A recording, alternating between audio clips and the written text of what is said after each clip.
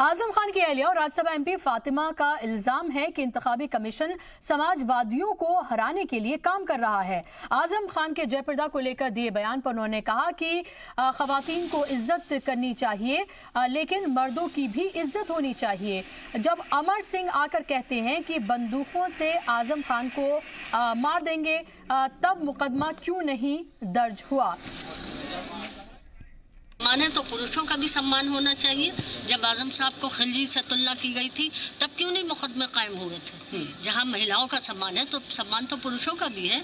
जब अमर सिंह जी आए थे और ये कहा था मैं 300 बंदूकें लेकर आ रहा हूँ, कहीं आजम दिख गया तो मार दूंगा गोली, तब मुकदमा क्यों नहीं कायम किया गया? जब महिलाओं का सम्मान है तो पुरुषों का भी सम्मान होना चाहिए। अगर महिलाएं बराबर से राजनीति में हिस्सा लेती हैं तो दोनों का सम्मान तो बराबर ही है, फिर महिलाओं को स्पेशल सम्मान की क्या जरूरत है? यहाँ के जो जिलाधिकारी है उसके ऊपर बार बार कहा जा रहा है कि गड़बड़ियां उनकी तरफ से हो रही हैं।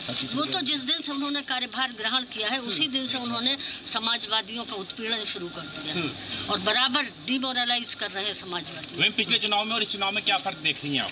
देखिए, पिछले चुनाव में एडमिनिस्ट्रेशन निष्पक्ष था, इस चुनाव में एडमिनिस्ट्रेशन और पुलिस प्रशासन बिल्कुल निष्पक्ष नहीं है। उनकी हर मुमकिन ये कोशिश है कि हम किसी तरह समाजवादियों